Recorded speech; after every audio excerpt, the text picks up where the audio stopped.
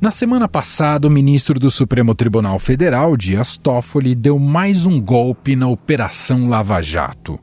A pedido da Odebrecht, que hoje se chama Novo Honor, o magistrado suspendeu as parcelas do acordo de leniência feito pela empresa no âmbito das investigações que revelaram o pagamento de propina a políticos. O ministro Dias Toffoli do Supremo Tribunal Federal suspendeu o pagamento de multas do acordo de leniência da empreiteira Novo Honor, a antiga Odebrecht, firmado juntamente com a Lava Jato. As autoridades responsáveis pela negociação, homologada em 2016, projetaram que o valor corrigido a ser pago pela empresa seria de 8,5 bilhões de reais. Parte das provas do acordo de leniência da Odebrecht já haviam sido anuladas pelo ministro aposentado do STF, Ricardo Lewandowski, hoje ministro da Justiça de Lula. Ele levou em consideração o julgamento que declarou a suspeição do ex-juiz Sérgio Moro e considerou que havia vícios nas provas. E no mérito concedo a ordem, a fim de reconhecer a suspeição do então juiz Sérgio Moro na condução da ação penal número tal, que tramitou na 13ª Vara Federal da Seção Judiciária de Curitiba, Paraná, decretando, por consequência, a nulidade integral de todos os atos processuais levados a cabo no mencionado feito.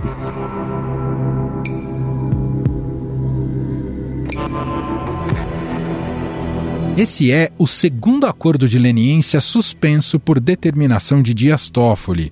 No fim do ano passado, o ministro do Supremo cancelou o pagamento da multa de 10,3 bilhões de reais do grupo JF. O ministro da Suprema Corte dá à empresa a possibilidade de renegociar acordo com o CGU. Mulher de Toffoli é advogada do grupo e em disputa de 15 bilhões de reais. Para juristas, neste caso da JF, Toffoli deveria se declarar impedido, já que sua esposa, a advogada Roberta Rangel, prestou serviços ao frigorífico. No entanto, o STF liberou, em agosto do ano passado, juízes para julgarem ações em que partes sejam clientes de escritórios de advocacias de cônjuges, parceiros e parentes. O Supremo Tribunal Federal forma maioria para autorizar juízes a atuarem em processos em que uma das partes seja representada por escritórios de advocacia de familiares.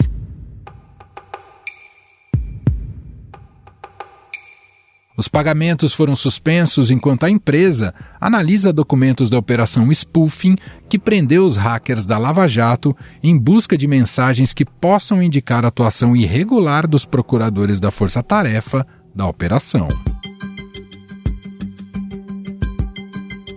Por causa dessas decisões recentes de Dias Toffoli, a ONG Transparência Internacional citou 9 vezes o ministro do STF em um relatório da percepção da corrupção em 2023.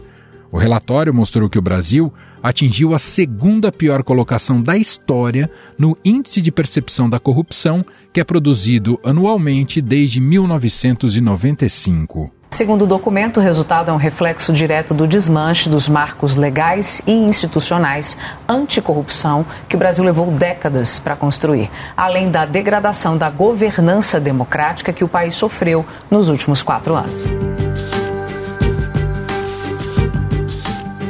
O nome do magistrado aparece em uma crítica às reservas de autoridade e poderes exacerbados do judiciário. Em resposta ao documento, Dias Toffoli determinou que a Procuradoria-Geral da República investigue a atuação da ONG Transparência Internacional no Brasil. Na decisão, o magistrado afirma que a medida é necessária para apurar eventual apropriação de recursos públicos por parte da organização na época da Operação Lava Jato. O ministro mandou investigar a atuação da ONG Anticorrupção Transparência Internacional no Brasil. Ele pediu que se investigue a destinação de verbas da Lava Jato para a ONG que estuda, analisa e mede aí a corrupção.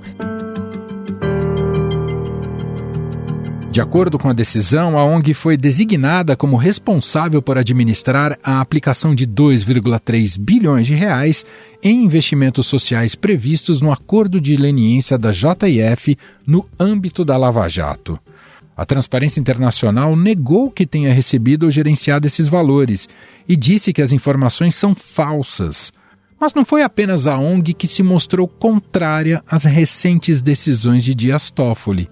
A Procuradoria-Geral da República recorreu da decisão do magistrado que suspendeu a multa de 10,3 bilhões de reais do acordo de leniência do Grupo JF. Para o ministro Toffoli, na decisão de dezembro, ele disse que há uma dúvida razoável de que o acordo de leniência da JF teria sido firmado de forma voluntária pela empresa. A decisão do Supremo Tribunal Federal também foi alvo de críticas pela atuação da advogada Roberta Rangel, que é mulher do ministro, no litígio contra a empresa estrangeira Paper Excellence no processo de compra da Eldorado Brasil Celulose.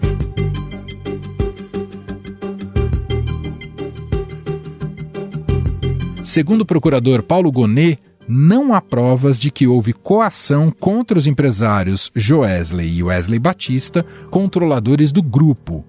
O recurso segue diretamente para Dias Toffoli, que deve avaliar se acata os argumentos da Procuradoria e reverte sua decisão, ou se encaminha o pedido para ser votado pelo colegiado.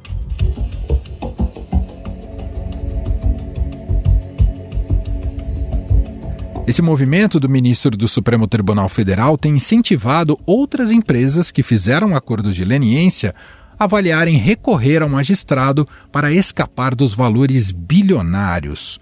Segundo apurou o Estadão, a UTC, a Andrade Gutierrez e a Camargo Corrêa fazem parte do grupo que estuda solicitar a revisão dos acordos. O efeito cascata também pode beneficiar a OAS, a Braskem e a Engevix, que também admitiram as práticas de corrupção e se comprometeram a restituir os cofres públicos. Os acordos de leniência firmados pelas 8 empresas somam 18,4 bilhões de reais em multas. Afinal, a suspensão desses acordos é uma pá de cal na Operação Lava Jato? As decisões de Dias Toffoli devem ser contestadas? O quanto a imagem de combate à corrupção fica comprometida com essas decisões? Sobre estes temas, vamos conversar agora com o professor da PUC São Paulo e presidente da OAB Butantã, aqui na capital paulista, Maurício Januzzi.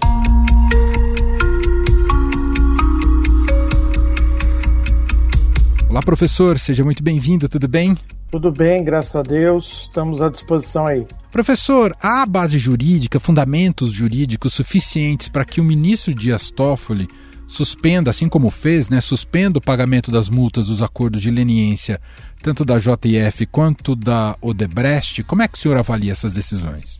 Então, na verdade, assim, quando você tem um acordo de leniência, você tem uma coisa que você chama de homologação, ou seja, o juiz que vai homologar, ele homologa aquele acordo entre as partes, e ao mesmo tempo que ele homologa, em regra, as partes abrem mão de qualquer recurso, fazendo com que aquela decisão se torne imutável, isso é, não passível de ser transformada ou modificada. Dentro desse sentido, a coisa julgada, que isso que eu falei, é algo que deve ser respeitado. Porém, se houver uma nulidade dentro daquele processo que envolva direitos ou garantias fundamentais, contraditório, ampla defesa, que são bases do devido processo legal, é possível pedir uma revisão de algo já transitado e julgado, de uma decisão, com base numa nulidade absoluta, ou seja, não tendo sido respeitado esses direitos.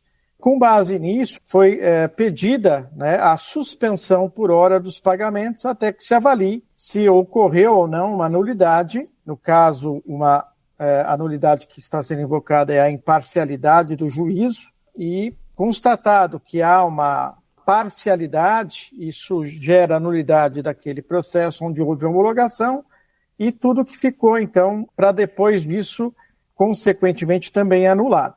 Então, sob esse ponto de vista, esta é a base, o fundamento para que o ministro tenha suspendido monocraticamente, maneira liminar, que a gente fala, esses pagamentos. Ocorre que nós estamos falando do Supremo Tribunal Federal. O Supremo Tribunal Federal, assim como qualquer tribunal, ele tem como característica fundamental o fato de ser um colegiado de juízes que julgam definitivamente determinada decisão. As decisões monocráticas, elas deveriam, ao meu ver, coisa que não acontece hoje, uma vez dada esta liminar, ela ser colocada na pauta de julgamento da semana seguinte, quer no plenário físico, quer no plenário virtual, até para que os outros ministros possam ratificar ou retificar a liminar. Não o recurso em si, não a petição em si, mas se a liminar vai continuar valendo ou não. Então eu acho muito ruim essas decisões liminares monocráticas, porque ela fere, né, esse princípio do colegiado, que é uma característica fundamental não só do Supremo Tribunal Federal, como do Superior Tribunal de Justiça e dos tribunais dos estados e também dos tribunais regionais federais. Além disso, professor, o Toffoli deveria ter se declarado suspeito, já que a esposa dele atua em escritório de advocacia que defende os irmãos Batista da JF? Então, ele deveria, né, por uma questão moral, porque a suspeição ela tem a ver justamente com essa palavra que eu usei, a moralidade pública. Moralidade pública significa que, tendo algum parente, no caso a esposa, advogando para a parte, né, a qual ingressou com esse recurso, e ele sendo o magistrado que irá julgar, ele deveria se declarar suspeito. E nós sabemos que essa suspeição, ela deve ser declarada pelo juiz, porque não há outra motivação, senão a de cunho moral, de amizade ou de inimizade, ou de grau ali de parentesco, alguma coisa nesse sentido, que impede a parcialidade do julgamento. Ocorre que o ano passado houve um julgamento com repercussão geral lá no Supremo, dizendo que os parentes, em especial as mulheres dos ministros ou filhos dos ministros, que têm um escritório de advocacia, não estariam impedidos de ingressar com ações junto ao Supremo Tribunal, ficaria a cargo do magistrado se declarar suspeito ou não. E a grande maioria, quase por unanimidade, optou por entender que não havia qualquer irregularidade de um parente ser advogado da parte a qual o marido ou o pai estaria ali disposto a fazer o julgamento. Na minha ótica, acho completamente errado, completamente equivocado isso. O Supremo Tribunal Federal dá um mau exemplo para as outras instâncias de base, né? Para o Superior Tribunal de Justiça, para o Tribunal dos Estados, já que a jurisprudência do STF, ela vai fazer com que toda a jurisprudência seja reorganizada sob esse ponto de vista. Portanto, não há nenhuma vedação, mas moralmente acho bastante discutível essa decisão e de que parentes advoguem para ministros que são seus parentes.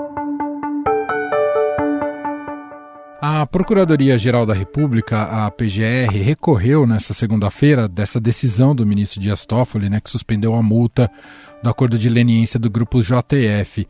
Mas agora, a partir de agora, a decisão cabe ao próprio ministro, né, desse pedido da PGR.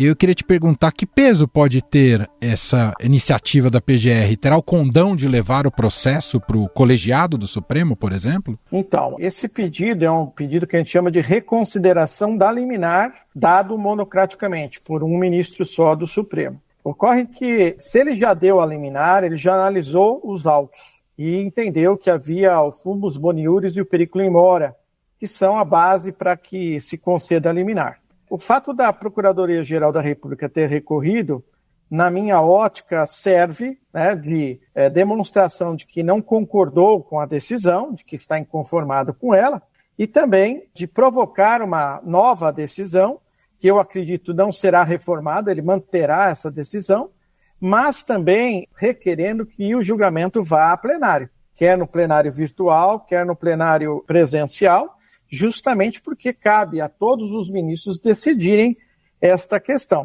Questão importante, uma questão que faz com que o acordo de leniência, que é muito utilizado ainda, assim como o acordo de não persecução penal, que também é utilizado no dia de hoje, não fique ou não caia em descredibilidade, né? Porque se eu posso fazer um acordo de não persecução penal, um acordo de leniência, e por si só, num futuro distante, eu possa vir a pedir a anulação, qual é a segurança jurídica desses institutos para com as pessoas que usufruem do Instituto ou para a população em geral que passa a não entender quais são os pesos e as medidas que estão sendo utilizados pelo Supremo, que me parecem ser 2 pesos para algumas pessoas, 2 medidas para outras pessoas também. Lembrando uma frase de que não se julga pela capa, né, mas sim pelo conteúdo, mas neste caso me parece que está se julgando pela capa e não pelo conteúdo. De uma maneira mais ampla, a gente pode dizer, professor, que há um risco do combate à corrupção ficar comprometido no Brasil? Com certeza. A partir do momento que eu coloco as instituições em xeque e em descredibilidade, institutos que foram objeto de uma operação chamada Lava Jato e de outras tantas operações que já existiram, através disso, eu pude recuperar, né, o dano causado ao erário. Você gera o fim, né, do combate à corrupção, dá um recado muito ruim aos corruptos de que não haverá mais uma operação com este precedente ou com esta magnitude e que realmente roubar ou ser corrupto no país faz parte do negócio com o Estado. E para o Estado também, ele fica mais leniente com os seus compliances, né, com as suas áreas de atuação, para que isso não venha a ocorrer. Isso é um péssimo recado para a sociedade, para o Estado e para os particulares envolvidos. Quero te ouvir também, professor, porque conectado a esse tema, né, o Toffoli também mandou nessa semana investigar se a ONG Transparência Internacional se apropriou indevidamente de parte dos recursos nesse processo da Lava Jato. Queria saber se essa decisão do Toffoli tem um caráter revanchista ou se ela é técnica, já que na semana passada a Transparência Internacional citou 9 vezes o nome do ministro do Supremo em um relatório sobre a percepção da corrupção em 2023 no Brasil. Me parece algo pontual, né? Fruto deste fato de ter sido citado. Nós estamos vivendo uma quadra no Brasil em que os ministros do Supremo Tribunal Federal não podem ser criticados, não podem ser confrontados, estou dizendo juridicamente, não podem ser colocados em discussão sob o ponto de vista de que aquilo que ele fala é lei e de que aquilo que ele fala não pode ser contestado. Então há uma soberba, há um quê de suposta ditadura do judiciário, da mais alta corte do país, com a qual nenhum jurista, seja ele da direita ou da esquerda, não importa a sua conveniência eleitoral, tem que contestar. Ou seja, uma vez que há uma citação e há uma determinação, ou colocado na imprensa o nome de algum ministro, a revanche vem à tona com deflagração de operações, com instauração de inquérito, né?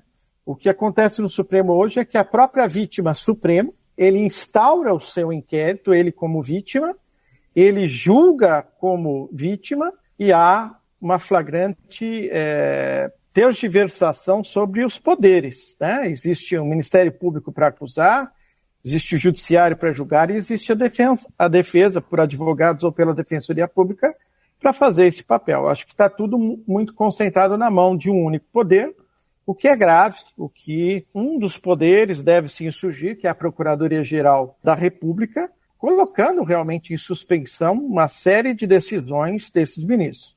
Portanto, a Transparência Brasil, se recebeu ou não recursos, ficará aí a ser investigada.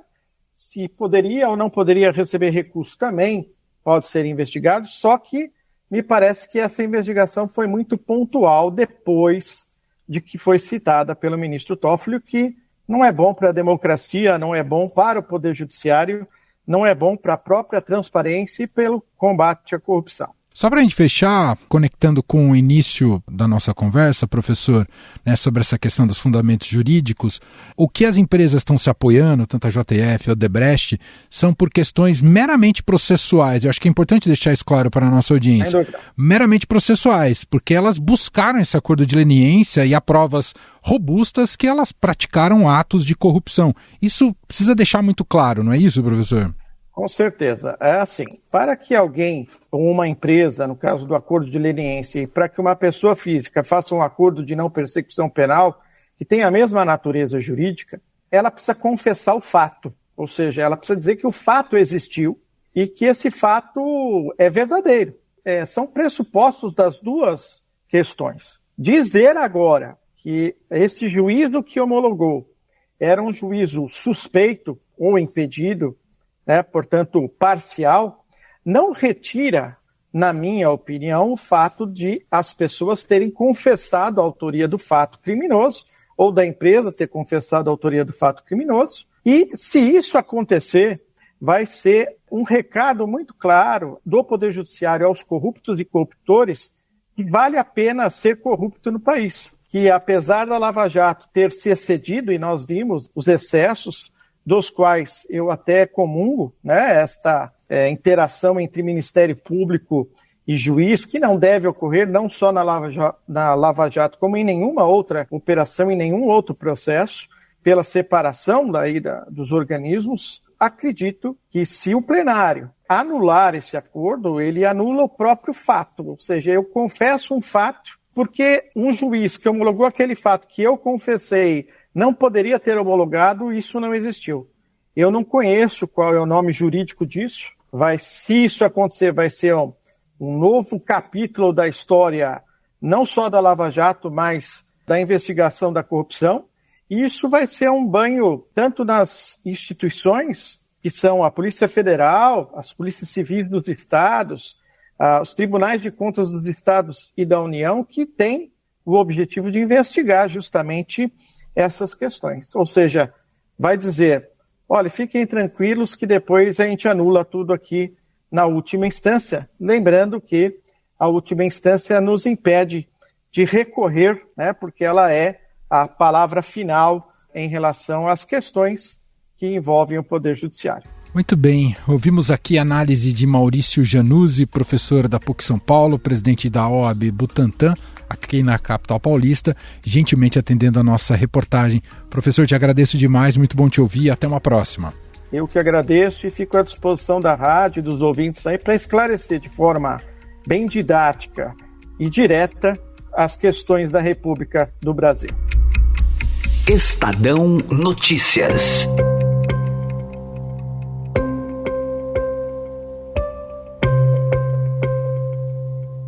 E este foi o Estadão Notícias de hoje, quarta-feira, 7 de fevereiro de 2024. A apresentação foi minha, Emanuel Bonfim. Na produção, edição e roteiro, Gustavo Lopes, Jefferson Perleberg e Gabriela Forte. A montagem é de Moacir Biasi. E o nosso e-mail, podcast@estadão.com. Um abraço para você e até mais.